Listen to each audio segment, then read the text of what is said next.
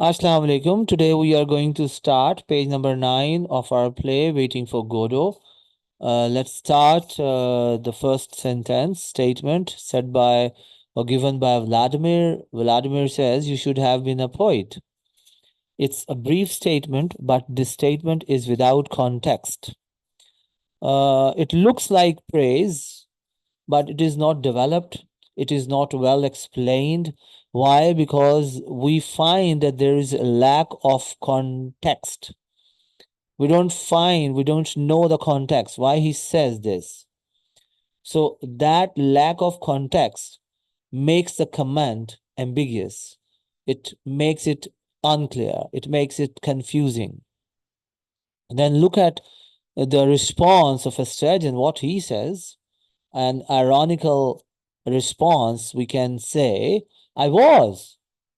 And we find also the action, gesture towards his rags. Isn't it obvious? Then we find silence. If you see, Estragon response is ironical.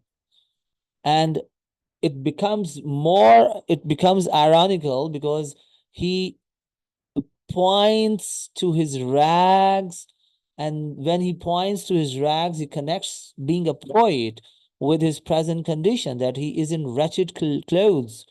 And we may find that poets are not rich, they are in pathetic condition. So why he says this, we don't know. So here the meaning is not stated directly. He's not giving his direct meaning is not cannot be considered here, but the meaning is conveyed through gesture plus irony. It's a combination. Ironical comments, and then we also find gesture. And we find that appearance becomes the basis of the claim. That's important, because whatever he's claiming, he is claiming on the basis of his clothing, how he looks, what he's wearing. Then the silence, basically, this pause breaks the exchange immediately after the ironic remark. Silence or pause is used on purpose. The main purpose of it is to break the communication. The silence here is functioning as interruption. It has interrupted the conversation between both. And this silence, this interruption, prevents the idea from being discussed further. So they stop discussing when what they are interested in, saying that silence basically breaks it. It does not conclude, it stops the discussion. Then Vladimir says, "Where was I?" Then we find a pause. "How's your foot?" Now see, the topic is totally changed. Now Vladimir explicitly, clearly, directly shows that he has lost track of his thought. He has forgotten what he was discussing. So when he uses the phrase, "Where was I?" it signals broken continuity, or some sort of loss of memory, that you have forgotten what you were discussing. And it is followed by an abrupt shift to a physical question. How's your foot? It is related to your physical pain that he was not bothering in the previous pages, in the previous context. So estrogen, what he says, swelling visibly. Again, very short response. It is direct and it is physical. When he says visibly, that you can see that my foot is swollen. It is getting swollen. So this brings the focus entirely to bodily condition. So we find a contrast before that when we started our lecture today. First two, one statement by Vladimir and then one statement by Astrajan. Both were not related to anything that is physical. Both were not related. But here we find that a sudden abrupt change, abrupt transfer to bodily condition. Now they are talking about a condition of body.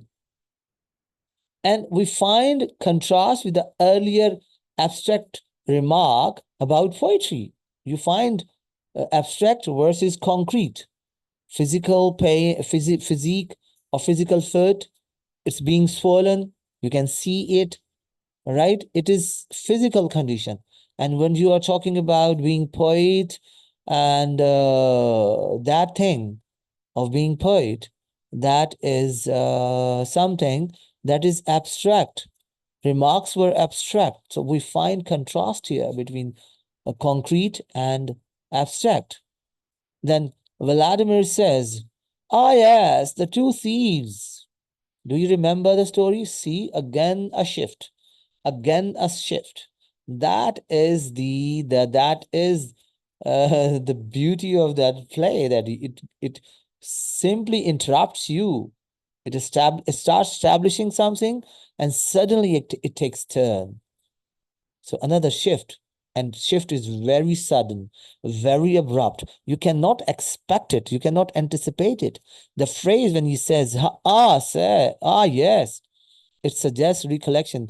He recalling certain things. He's recalling certain thoughts. But the topic is unrelated to the previous one. It is not related to poetry. It is not related to being poet, right? And even it is not related to foot. So again, this response shows disconnected thinking, fragmented thinking. The thinking is in fragments, and every fragment has nothing to do with the previous one. They are totally detached.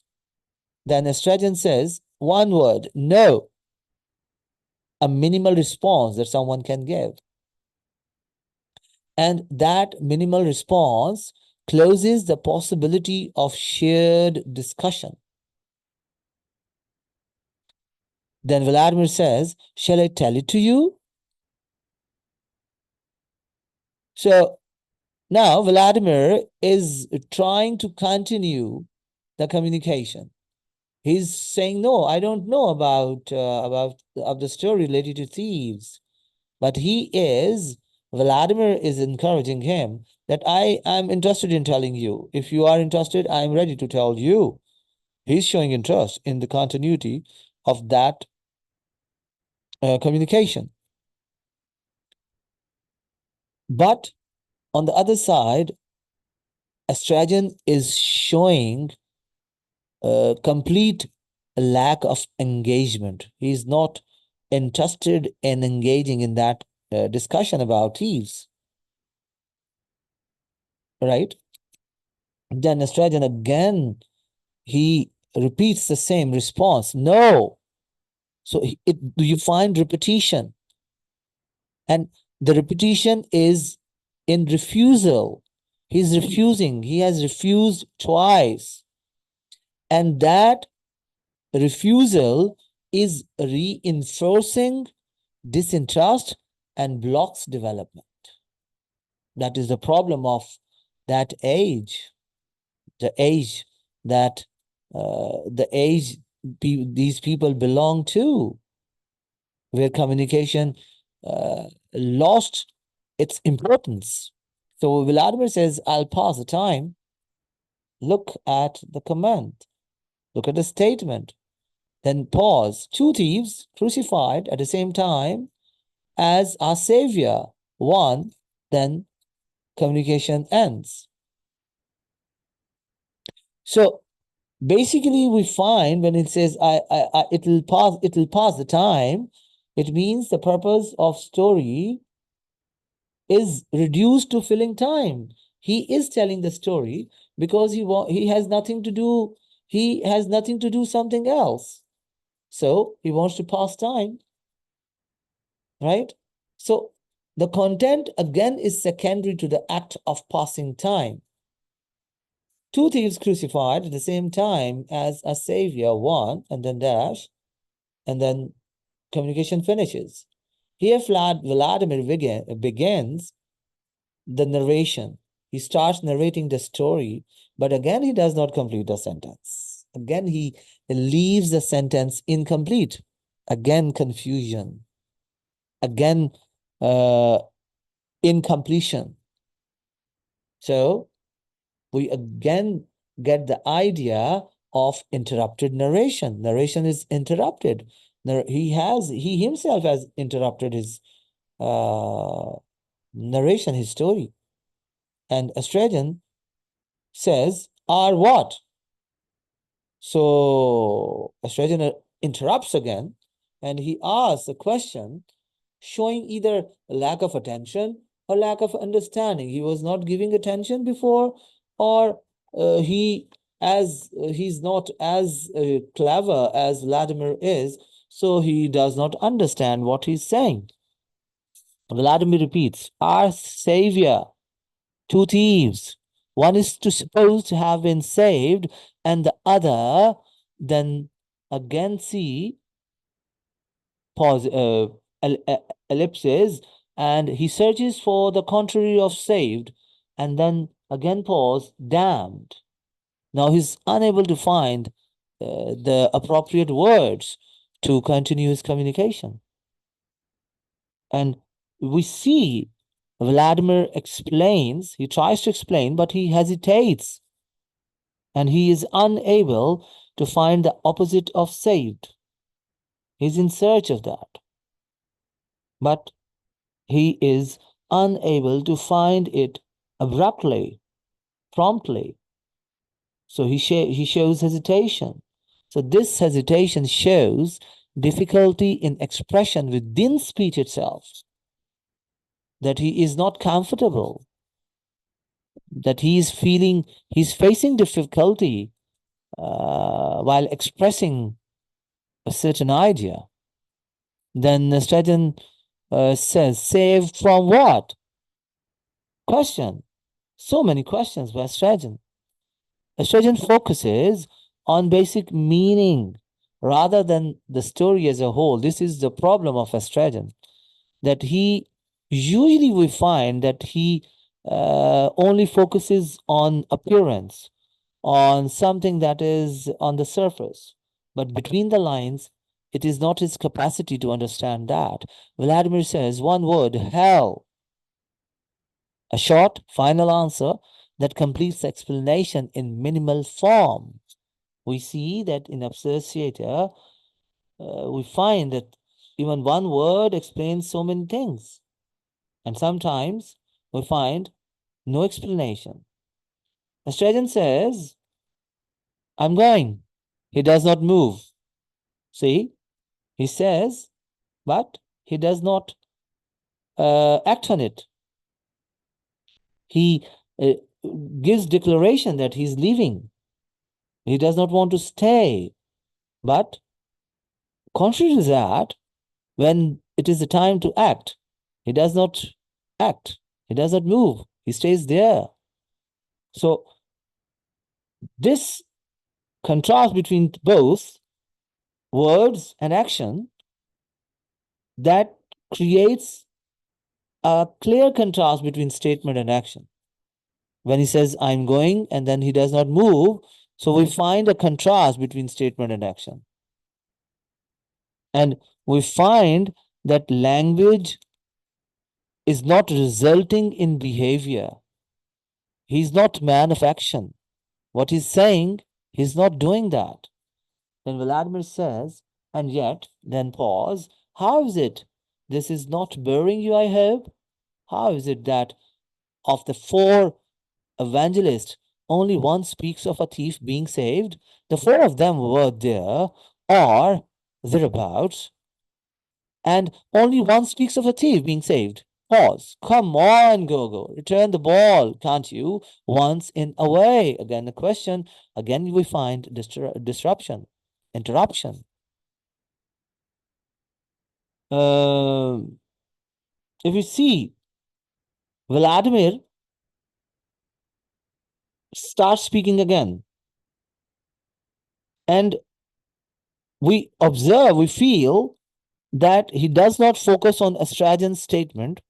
He ignores what he has said. He does not bother. And we find repetition of a phrase, how is it? That repetition of how is it shows searching thought and uncertainty. You're not clear. He's not clear. Then he says the four of them were there, and then pause, and only one speaks, and then pause. The idea is basically repeated rather than developed. There is no development in idea, rather the idea is stagnant at one point, and it's being repeated, it's being repeated, it's being repeated, it's being repeated. And when it's being repeated, so we see that idea is shown as circular, as cyclic. And it also shows circular reasoning. The point where you start, you end at the same point. So you're moving at one point. And he says, come on, Gogo, return the ball. Again, see, he is giving a reference that where he is trying to describe conversation as a game. That now the ball is in your court and you have to turn it back. Vladimir asks Astrajan to participate. And that thing, when he says return the ball, it suggests imbalance in interaction. One is willing to interact, the other one is not. Not at all. He's not responding as Vladimir wants, what Vladimir wants. He's not getting from Astrajan. Then last sentence, Strajan's comment with exaggerated enthusiasm. He shows exaggerated zeal. I find is really most extraordinary, interesting. Is he telling truth or lie? We don't know. We don't have idea. And we see that language is exaggerated here. When the language is exaggerated, we can say that this exaggerated language has created verbal irony. Why? Because it contradicts his earlier refusals and disinterest. He was not showing interest at all, but suddenly he says, oh, it's the most extraordinary thing he is listening to. So it's ironical. His actions are totally, his words are totally denying his actions. They are not on the same page. They are not on the same track. So let me talk about themes which are discussed in this passage, in this whole page. We find central theme here in these lines, that is breakdown of communication. Communication is interrupted. We see in different places communication is a little bit established, but suddenly it breaks down. And how it happens? When one speaker attempts to develop ideas while the other repeatedly blocks or redirects them, and both are doing the same. It is not that one person is doing, both are doing. This is visible, especially in Astrajan's repeated no and then interruptions. Then we find another theme, that is a lack of continuity in thought. We find that conversation has been shifted repeatedly, rapidly, promptly, abruptly, from poetry to physical condition, and then to a religious story without connection. All three things are disconnected. They are detached from one another. Right? So it means there is no continuity in thought. There no continuity in communication. It is in fragments. Thoughts are fragmented. Communication is fragmented. So the theme of language versus action also appears here. When Astrajan says, I'm going, but he remains there, he does not move, he does not take a step even. So this contrast shows that speech does not lead to action. It's not saying that what you are claiming, you are going to do it. It is not necessary. So there's also a seam of time being filled rather than used when when Vladimir claims that he's saying this because he wants to kill time. He's not using time. He's just killing it. And where he does that, when he presents storytelling simply as a way to pass the time. That why is telling the story? Because he wants to pass the time. He has nothing to do. That's why he's telling the story. Additionally, we also find another theme, that is explanation that is uncertain. Explanation is not certain. Explanation is not clear. And where we find it? We find it when Vladimir hesitates. When he hesitates, when searching for the word damned. He's not easily able to find the opposite word of saved. It's his native language. It is not the second or third language. So why is he unable to find the proper opposite word? So that indicates that even explanation is not smooth or complete. It is incomplete. It has pauses. Finally, we also find that surface agreement always stands against a real engagement. And where we find it, when Astrajan gives final statement that is very exaggerated, we find its exaggeration. And that exaggeration, when he says that I find this really most extraordinarily and ordinarily interesting, this gives the appearance of interest without actual participation. He's showing interest, but basically he's not participating in. This is the same the way you people behave, especially in class.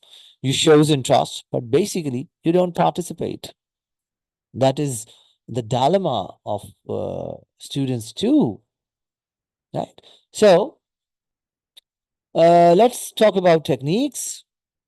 If we see, it is the art that Samuel Beckett uses fragmented dialogue structure. His sentences are not complete; they are always in fragments, in pieces. What happens there? Ideas begin, but are interrupted before completion, and that is the beauty of this play. Similarly, we find another beautiful technique, that is minimal responses. You find no twice. Those minimal responses act, when he uses minimal responses, those responses act as a blocking device.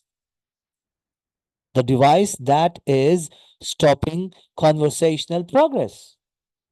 Then we also find another technique, that is interruption. It is frequent, it is rampant. You find in almost every one or second dialogue, particularly when Astrajan cuts into Vladimir's narration. He interrupts it again and again. Then we also find another technique, that is pause and silence. It also, pause and silence also break continuity and prevents development. Then repetition. It appears in Vladimir's restatement about the evangelists, and that repetition shows circular movement rather than progression, right? Then we also find that Beckett also uses contrast between speech and action. So many techniques Beckett uses. He's enriched in it. When especially the contrast you can find speech between speech and action, it's also a technique that especially when he says I'm going and it is followed by no movement.